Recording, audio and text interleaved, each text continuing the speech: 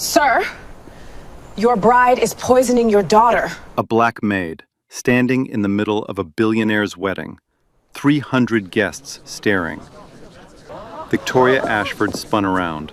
What did you just say? Your tea. Every night. Lily can barely stand anymore.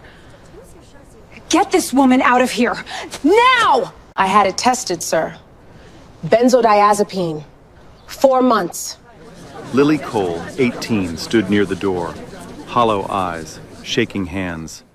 She opened her mouth, but no words came out. Harrison Cole looked at his bride in her $12,000 gown, then at his maid in her cracked shoes. That night, a maid who earned $6 an hour risked everything she had to save a girl who wasn't even hers. She knew she'd lose her job. She knew no one would believe her. She spoke up anyway. What happened next changed both their lives forever. The alarm went off at 4:30 in the morning. Yvette Brooks reached across the mattress on the floor and silenced it before it woke Danny. He was 6, curled up under a blanket that was too thin for November. His sneakers sat by the door. The left one had a hole near the toe, patched with duct tape and a prayer. Yvette stood up quietly. The apartment was small, 1 room, a kitchen counter with a hot plate, a bathroom where the faucet dripped all night, every night, like a clock counting down to something she couldn't name. She brushed her teeth, pulled her hair back, put on the same uniform she'd ironed the night before, the only one she owned.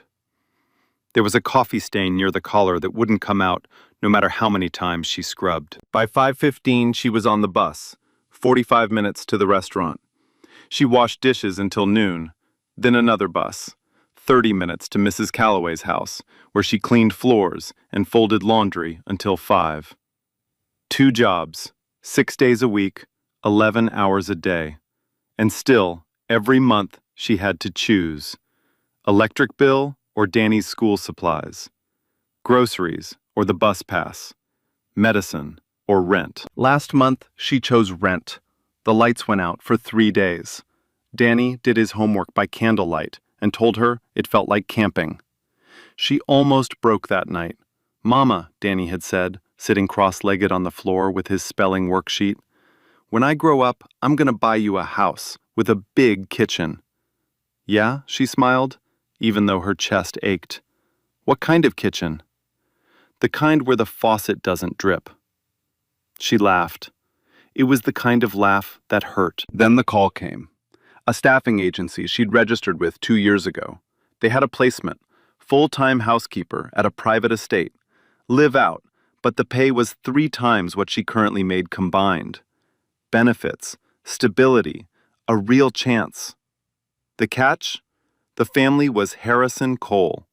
Everyone knew the name.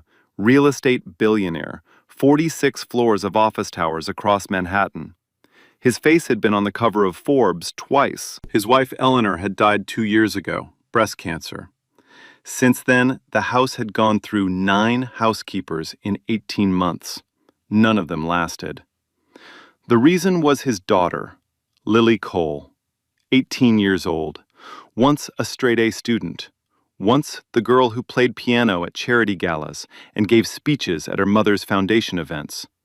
Now she barely left her room. After Eleanor died, something in Lily collapsed. She stopped talking to friends, stopped going to school, stopped eating meals at the table. The doctors said grief, the therapist said trauma. The tutors said she was unreachable. Harrison tried everything. New therapists, new routines, new staff. Nothing worked. Lily would sit by her window for hours, staring at the garden Eleanor had planted, and say nothing. The housekeepers before Yvette had all quit for the same reason. Not because Lily was difficult, because she was invisible.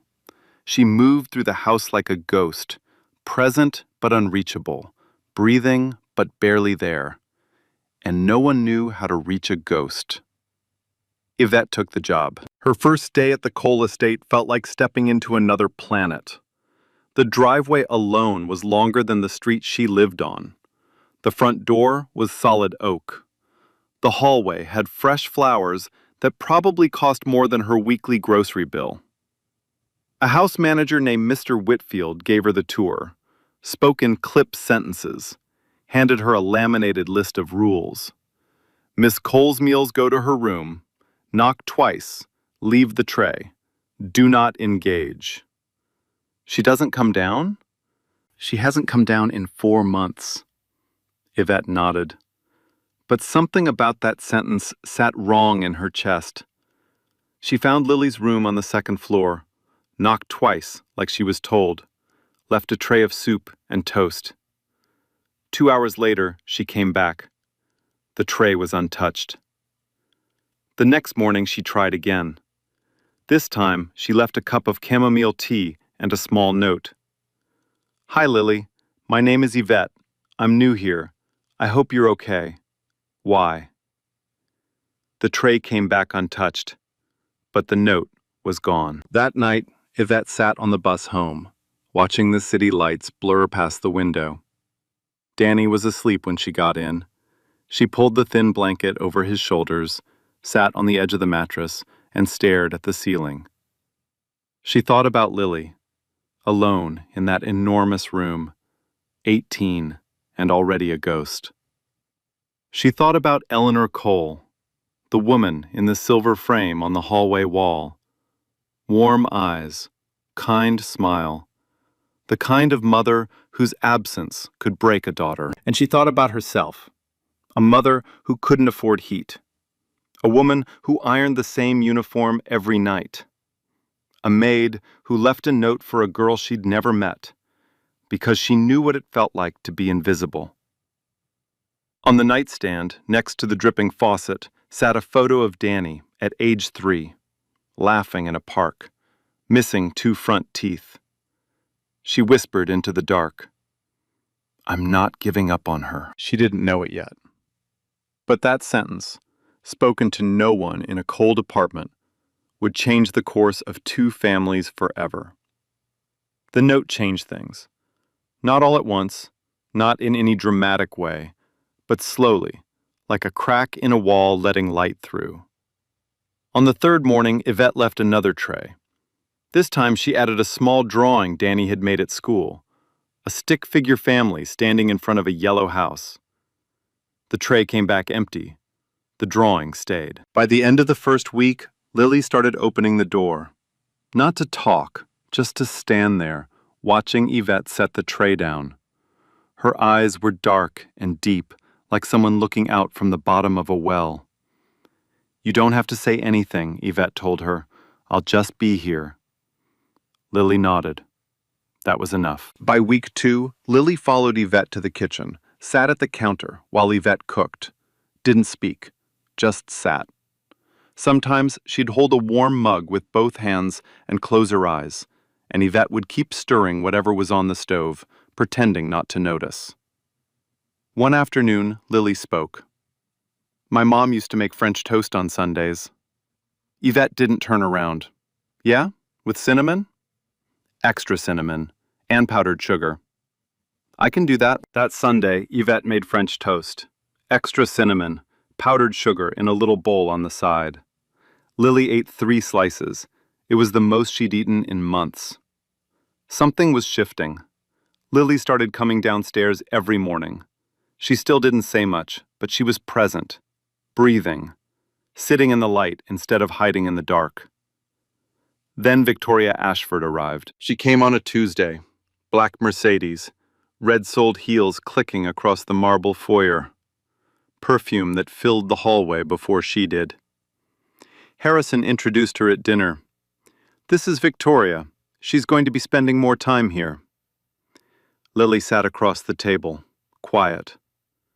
Victoria smiled at her, the kind of smile that never reached the eyes. "You must be Lily. Your father talks about you constantly." She tilted her head. "You're so quiet."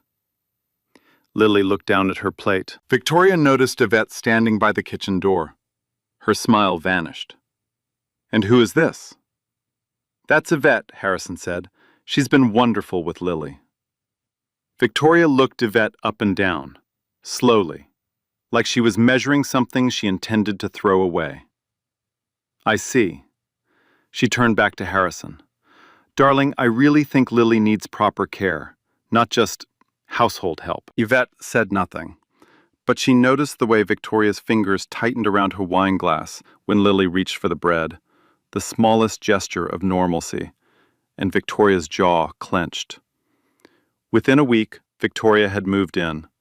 Within 2 weeks, she had rearranged the kitchen, dismissed the evening cook, and started preparing Lily's nightly tea herself. Herbal blend, she told Harrison, my mother's recipe. Chamomile, lavender, valerian root. It'll help her sleep. Harrison kissed her forehead. You're amazing with her. But Lily wasn't sleeping better. She was disappearing. The shaking came first. Lily's hands trembled so badly she couldn't hold a pen. Then the memory gaps. She'd walk into the kitchen and forget why she came. She'd start a sentence and lose it halfway through, her eyes going blank like someone had unplugged her mid-thought. Something's wrong with me, Miss Yvette. What do you mean, sweetheart? I can't remember things. Yesterday feels like a dream. I don't know what's real anymore. Yvette held Lily's hand. It was cold, thin, the hand of a girl who was fading. She went to Harrison, told him Lily was getting worse, not better. Harrison frowned. The doctor said it's normal, grief cycles. Victoria's been monitoring her closely. With all due respect, sir, she was getting better before. Yvette. His tone was polite but firm. Victoria is going to be my wife. She loves Lily. Let's not create problems where there aren't any. Yvette nodded, went back to the kitchen, washed the dishes in silence. But that night she stayed late, told Mr. Whitfield she wanted to finish the laundry, waited until the house was quiet. At 11:14 she heard footsteps in the kitchen. She pressed herself against the hallway wall and watched. Victoria opened a cabinet. Not the tea cabinet, a different one, behind the cereal boxes. She pulled out a small brown bottle with no label, unscrewed the cap, tapped a white powder into Lily's teacup, stirred it with a silver spoon, put the bottle back, closed the cabinet.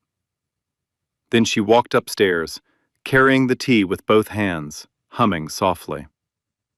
Yvette stood in the dark hallway, her heart slamming against her ribs, her phone in her pocket. She had just watched a woman poison a cup of tea meant for an 18-year-old girl, and she was the only one who knew. Yvette didn't sleep that night. She sat on the edge of her mattress, staring at the dark ceiling, replaying what she'd seen. The brown bottle, the white powder, the silver spoon, Victoria humming as she carried the tea upstairs like a mother bringing warm milk to a child. Except it wasn't warm milk, and Victoria wasn't a mother. Danny shifted in his sleep beside her, his small hand curled around the corner of the blanket. 6 years old, trusting the world because his mother told him it was safe. Yvette thought about Lily, 18, alone in that room, drinking whatever Victoria handed her because she had no reason not to trust the woman her father loved. By 3 a.m, Yvette had made a decision. She would go back. She would get proof, and she would find a way to make someone listen. The next evening, she arrived at the coal estate 30 minutes early, told Mr. Whitfield she wanted to reorganize the pantry. He waved her through without a second look. She waited. At 10:40, the house went quiet. Harrison was in his study. Lily was in her room. Victoria was in the master bedroom. Yvette could hear the television through the door. At 11:08, the bedroom door opened. Footsteps on the stairs. The click of heels on tile. Yvette pressed herself into the shadow behind the basement door. She held her phone in both hands. The camera was open. Her fingers were shaking so badly she had to press the phone against her chest to steady it. Victoria entered the kitchen. Same cabinet, Same brown bottle. Same routine. This time, Yvette recorded. The video was dark, grainy, shot through a crack in the door, but you could see it. Victoria's hand unscrewing the cap, the white powder falling into the teacup, the stir, the bottle going back behind the cereal boxes. 23 seconds. That's all Yvette got before her phone storage ran out. The screen flashed a warning. She fumbled to dismiss it, and the phone made a sound, a small electronic chirp. Victoria froze. Hello? Yvette held her breath, pressed her back flat against the wall, closed her eyes. Silence. Victoria picked up the teacup and walked upstairs. The kitchen light went off. Yvette stood in the dark for 2 full minutes before she could move. Her legs were shaking. Her mouth was dry. She could hear her own heartbeat in her ears. But she had the video. The next morning, before her shift, she took a different bus. Not the one to the coal estate. The one heading downtown, to the free clinic on 8th Avenue. She carried a small glass jar in her bag, the remains of Lily's tea from the night before. She'd poured it from the cup before Victoria came to collect the tray, replacing it with plain chamomile so no one would notice. The nurse at the clinic looked at her like she was out of her mind. You want us to test tea? Please, I think someone is putting something in it. Ma'am, we're a walk-in clinic. We don't do... Please, Yvette's voice cracked. It's for a girl. She's 18. She can't remember her own name some mornings, and no one believes me. The nurse stared at her for a long moment. Then she picked up the jar. I'll send it to the lab. Results in 48 hours. 2 days later, Yvette's phone rang during her lunch break. She was sitting in the coal estate kitchen, eating a sandwich she'd brought from home. Ms. Brooks, this is Dr. Lawson's office at the 8th Avenue Clinic. Yes? The sample you brought in tested positive for benzodiazepine, specifically a compound called flunitrazepam. The concentration was significant. Yvette gripped the edge of the counter. Are you saying someone is drugging her? I'm saying that if a person consumed that amount nightly over several months, they would experience memory loss, confusion, motor impairment, and progressive cognitive decline. Ms. Brooks, this is a matter for the police. Yvette thanked her, hung up, sat perfectly still for a long time. She knew what she had to do, but she also knew what it would cost. If she went to the police, Victoria would find out. Victoria would deny everything. Harrison trusted Victoria. The bottle would disappear. And Yvette, a maid with a GED and a criminal background check clearance, would be fired before the investigation even started. If she went to Harrison directly, Victoria would be there. She was always there, monitoring, controlling, standing between Harrison and anything that threatened her plan. There was only one moment when Harrison would be surrounded by witnesses. One moment when Victoria couldn't control the room. One moment when the truth would be impossible to bury. The wedding. It was 12 days away. 12 more nights of Lily drinking that tea. Yvette couldn't wait 12 days. Every evening, she started arriving earlier. She'd intercept the tea tray before Victoria could deliver it. She'd pour out the drugged tea and replace it with clean chamomile. Same cup, same temperature, same time. Victoria didn't notice, or if she did, she didn't say anything. Within 4 days, Lily started improving. Her hands stopped shaking. She remembered what she'd had for breakfast. She came downstairs and sat in the kitchen, not just sitting, but talking, asking questions, laughing at something Danny said when Yvette brought him by after school one afternoon. Miss Yvette? Yes, sweetheart? I feel different, like clearer, like the fog is lifting. Yvette smiled, but behind that smile, her stomach was in knots. Because in 8 days, she was going to stand up in front of 300 people and accuse the bride of attempted murder. She was going to lose her job, possibly get arrested, definitely get humiliated.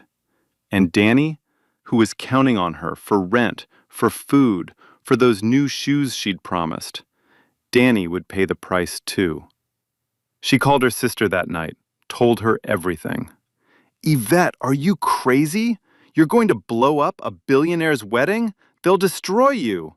I know. Then why? Yvette looked at Danny, asleep on the mattress, then at her phone, the blurry video of Victoria's hand dropping white powder into a teacup. Because if I don't, that girl is going to lose her mind, and I'm the only person who knows.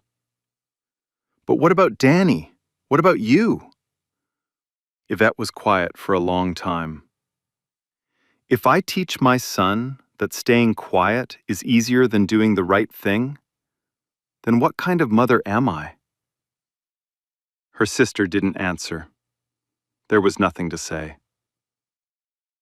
8 days. Yvette pressed her uniform, polished her cracked shoes, and started counting down. The wedding day arrived like a verdict. 300 guests filled the garden of the Cole estate. White roses lined every aisle. A string quartet played beneath a canopy of silk. Champagne towers caught the afternoon sun. Everything was perfect. Everything except the maid standing near the service entrance, clutching a phone and a lab report in a manila envelope. Yvette had rehearsed this moment 100 times in her head.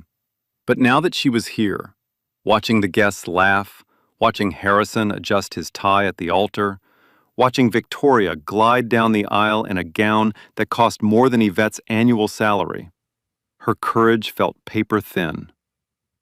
Then she saw Lily, sitting in the front row, pale, thin, her hands folded in her lap to hide the trembling. She was wearing a blue dress that hung off her shoulders like it belonged to someone bigger, someone she used to be. Lily looked up. Their eyes met. And Yvette walked into the aisle.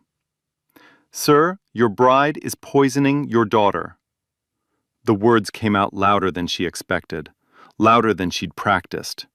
They hit the silence like a brick through glass. Victoria spun around. Her face shifted from shock to fury in less than a second. "Are you insane? Someone get this woman away from me." 2 security guards moved toward Yvette. A guest in the third row laughed nervously. Another pulled out a phone and started recording. "She's lying," Victoria's voice climbed. "She's a jealous, pathetic maid who can't stand seeing—" "I have proof." Yvette held up the envelope. Her hand was shaking, but her voice was not. Lab results, a video, 4 months of evidence. Harrison stood at the altar. He hadn't moved. His eyes were locked on Yvette, on her cracked shoes, her wrinkled uniform, the tears running down her face. "Let her speak," he said. "Harrison!" Victoria grabbed his arm. "You can't seriously—" "I said let her speak." The garden went silent. Yvette opened the envelope, handed the lab report to Harrison. He read it. His jaw tightened. He read it again. "Benzodiazepine," Yvette said quietly. "Flunitrazepam. In Lily's tea. Every night." Harrison turned to his personal physician, Dr. Whitmore, seated in the second row. "Test Lily, right now." Victoria's face went white. "This is ridiculous. This is a wedding, not a right now." Dr. Whitmore led Lily inside. The guests murmured. Victoria paced. Her hands were clenching and unclenching at her sides. 14 minutes. That's how long it took. Dr. Whitmore came back through the glass doors. He didn't need to say much. Flunitrazepam, elevated levels, consistent with repeated administration over several months.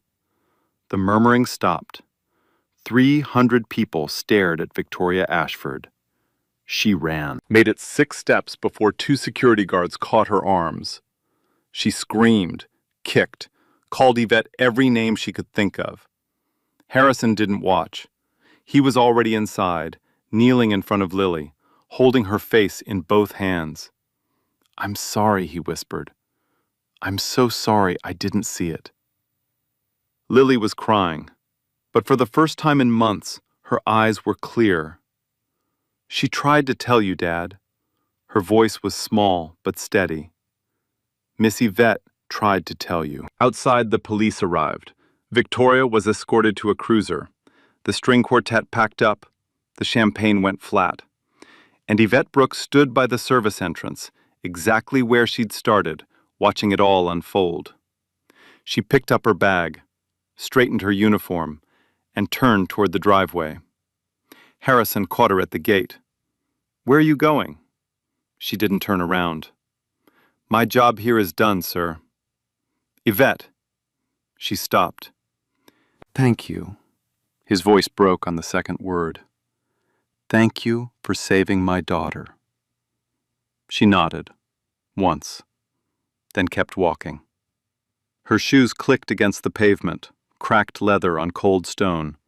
She didn't look back. She had a bus to catch. Danny was waiting. The video hit the internet before Yvette got home. Someone at the wedding had recorded the whole thing. The accusation, Victoria's screaming, Harrison's face when he read the lab report, the police dragging Victoria across the rose-lined aisle in handcuffs. By midnight, it had 2 million views. By morning, it was everywhere. Black Maid exposes billionaire's bride at the altar. She risked everything to save a stranger's daughter. Maid versus millionaire bride. Watch what happens next. Yvette didn't watch the videos. She didn't read the comments. She turned her phone off and sat with Danny at the kitchen counter, helping him with his spelling homework, while the faucet dripped in the background. "Mama, why are people calling your phone so much?" "Don't worry about it, baby." 3 days passed. The story kept growing. Investigators uncovered Victoria Ashford's real history. Her name wasn't even Victoria Ashford. It was Catherine Mercer. 3 prior marriages, all to wealthy widowers, all ending in mysterious circumstances. One ex-husband hospitalized for chronic poisoning. Another's estate drained within 6 months of the wedding. She wasn't a socialite. She was a predator. And Lily Cole was her latest target. The plan was clinical. Poison Lily slowly with flunitrazepam, destroy her memory, erode her cognitive function until she could be declared mentally incompetent. Once Lily lost legal capacity, Victoria, as Harrison's wife, would petition for guardianship of the estate's trust, Lily's inheritance, $340 million.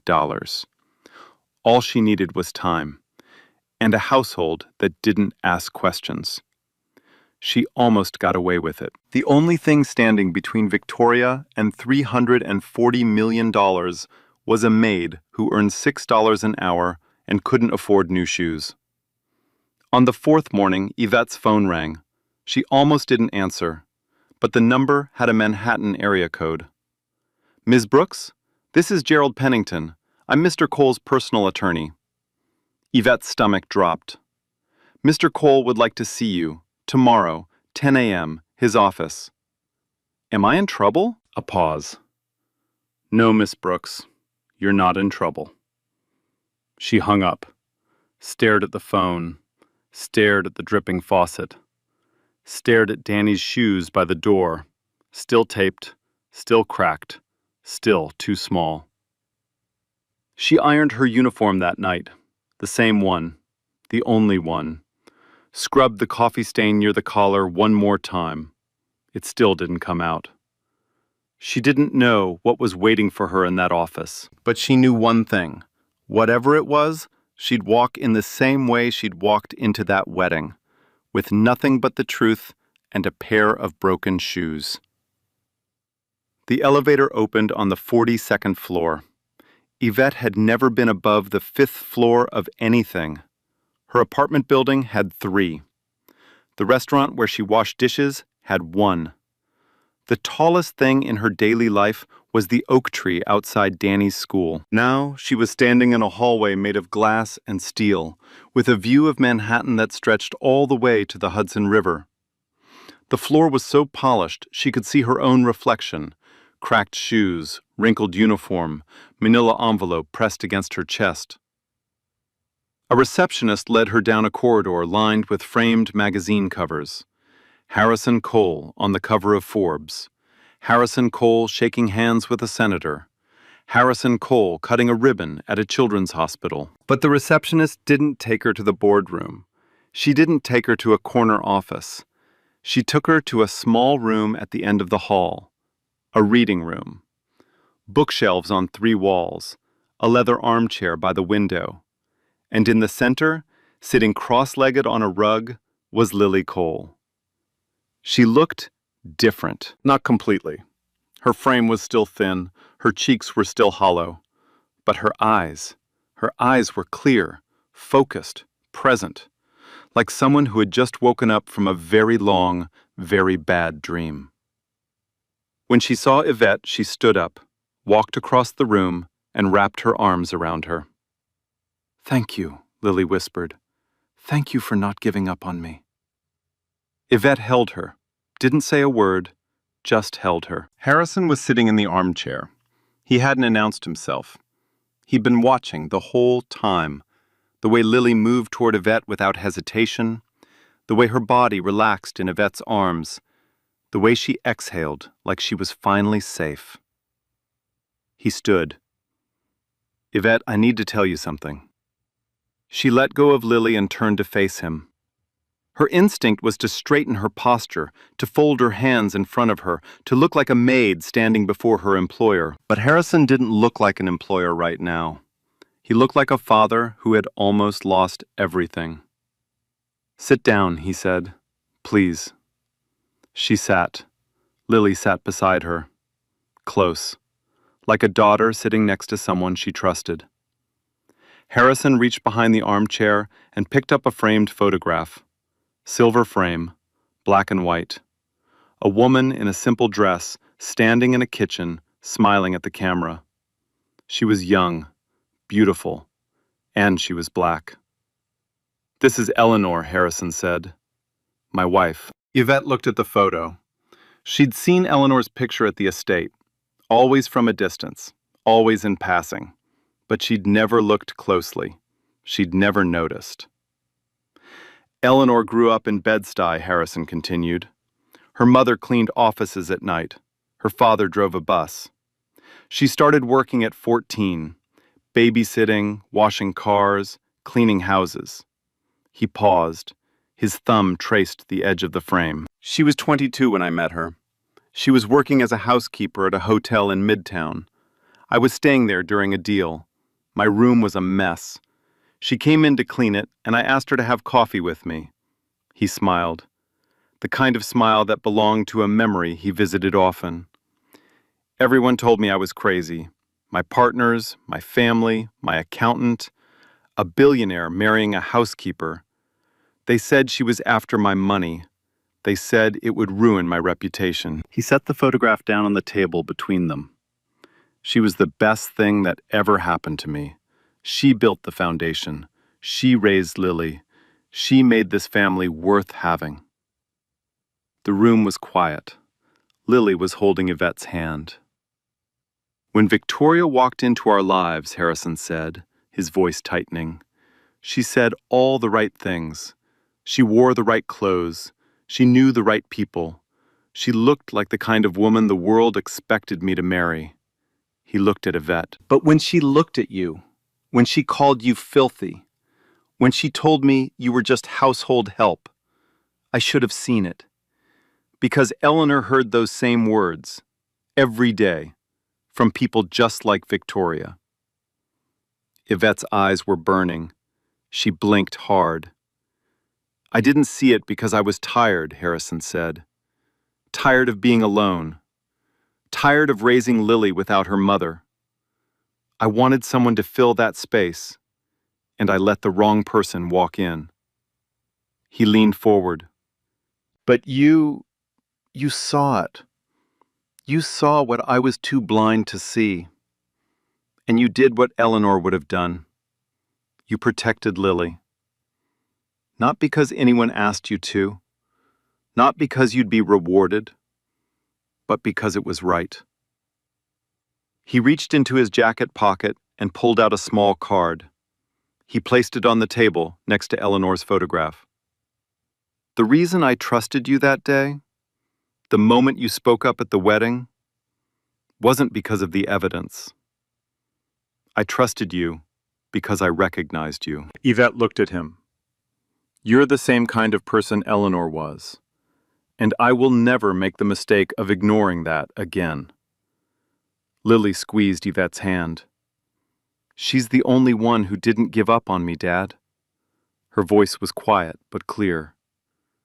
Everyone else followed the rules. Knock twice, leave the tray, don't engage. She was the only one who stayed. Harrison nodded. His eyes were red. I know, he said.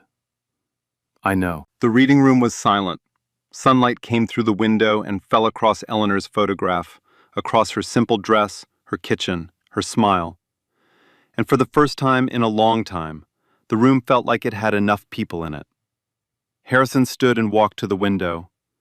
The Manhattan skyline stretched out behind him, steel and glass, 46 floors of everything he'd built.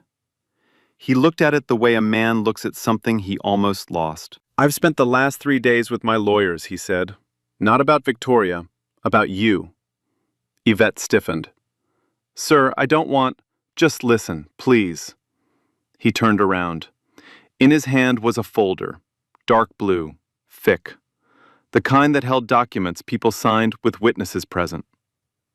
First, he said, Danny. Yvette's breath caught. Full scholarship. Whitmore Academy. It's the best private school on the East Coast. Kindergarten through 12th grade. Tuition, books, uniforms, meals, everything covered. Yvette opened her mouth. Nothing came out. Second, housing. There's a 2-bedroom apartment in the building my foundation owns on West 73rd, 6 blocks from the school. It's yours. No rent. For as long as you need it. Lily was watching Yvette's face. Watching the way her hands gripped the arms of the chair. Watching the way her jaw trembled. Third, Harrison placed the folder on the table. I'm restructuring the household staff at the estate. I'm creating a new position, Director of Household Operations. Full salary, full benefits, health insurance for you and Danny, retirement plan, paid leave. He paused. The position is yours if you want it. Yvette stared at the folder. She didn't touch it. Her fingers were shaking. And fourth, Harrison reached into the folder and pulled out a single sheet of paper. Eleanor started a foundation before she died, the Eleanor Cole Foundation. It supports underprivileged women in domestic work, legal aid, job training, emergency housing. He slid the paper across the table. I'm giving you a 2% equity stake in the foundation's endowment. That's not charity, Yvette. That's recognition. You are exactly the kind of person Eleanor built this for. The room was quiet. Sunlight moved slowly across the rug. Yvette looked at the paper, then at Lily, then at Harrison. No, she said. Harrison blinked. No? I didn't do this for money, sir. I didn't do it for a scholarship, or an apartment, or a job title. Her voice was steady, but her eyes were wet. I did it because Lily was disappearing, right in front of everyone, and nobody was paying attention. She wiped her cheek with the back of her hand. Where I come from, you don't help somebody because there's a reward at the end. You help because it's the right thing.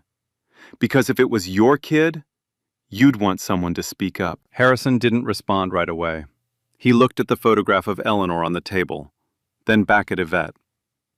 That, he said quietly, is exactly what Eleanor said when I proposed to her. What do you mean? I offered her everything.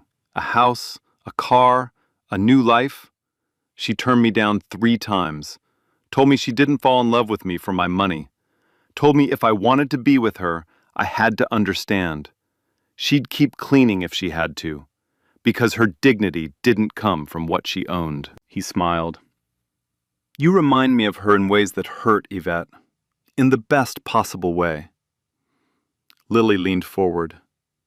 Miss Yvette, please, take it. Not for the money.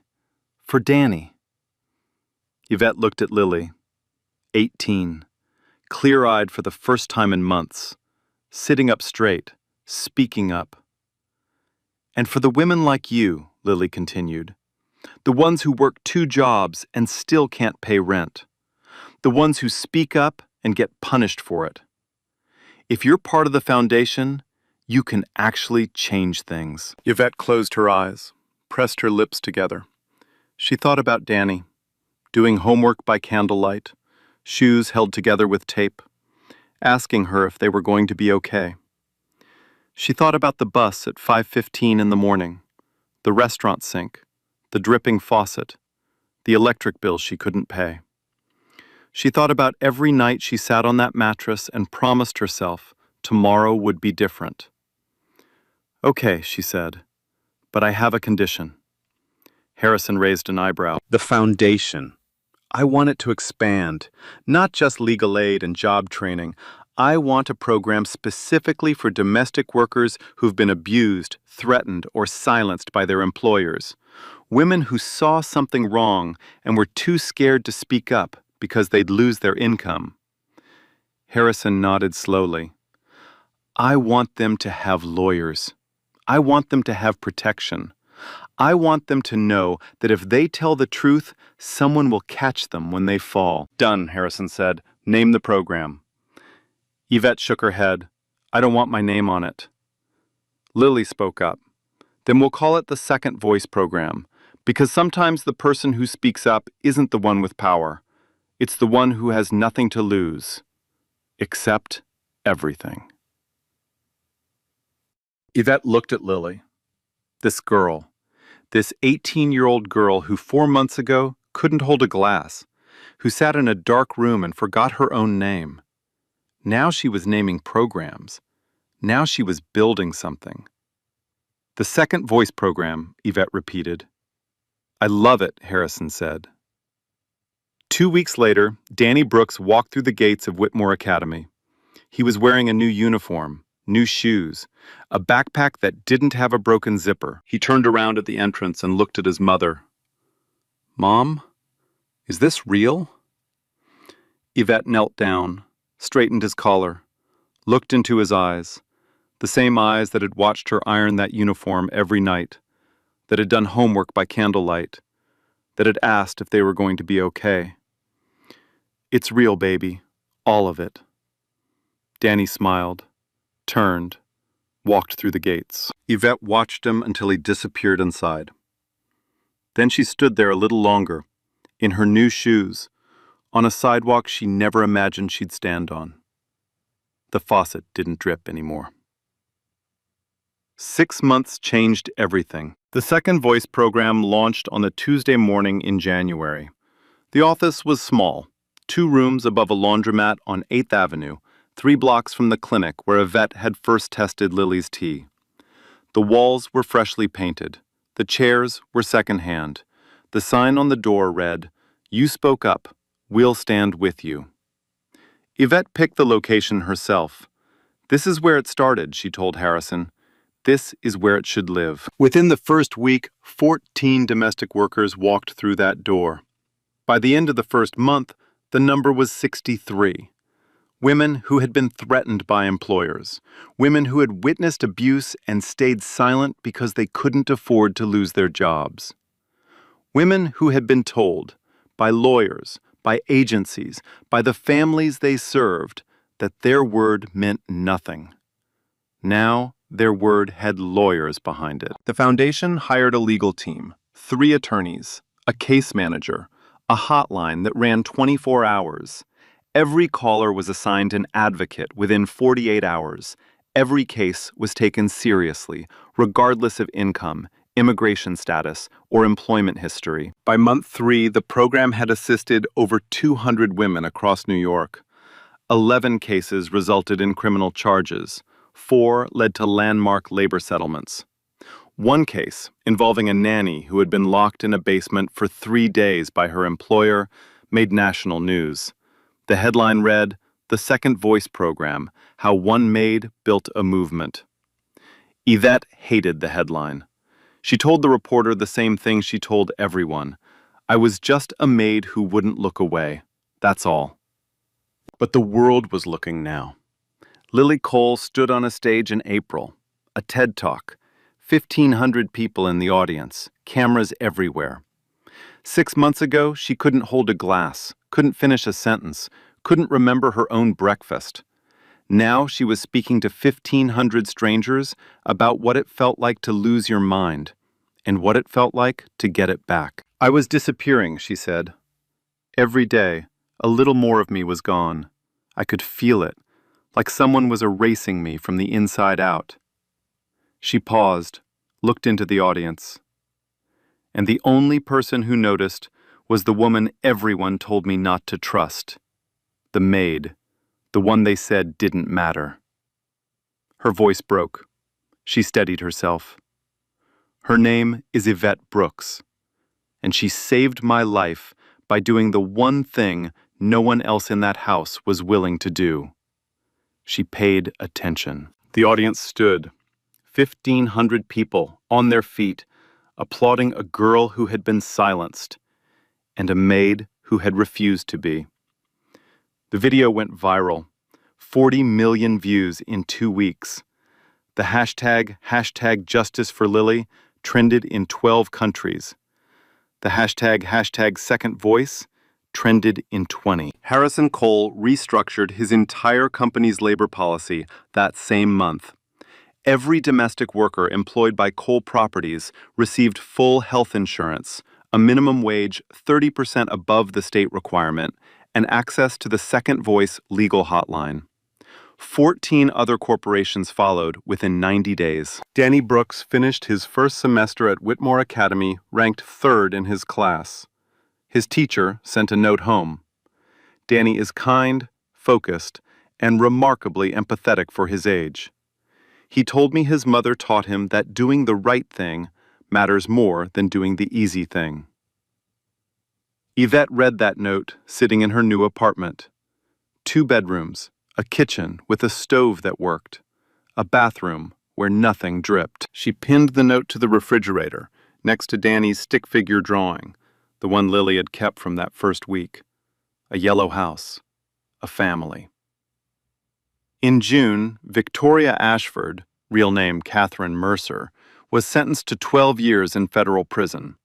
Charges: attempted aggravated assault, fraud, administering a controlled substance without consent, and conspiracy to commit financial exploitation of a vulnerable adult. She showed no remorse at sentencing. She didn't look at the camera. She didn't look at anyone.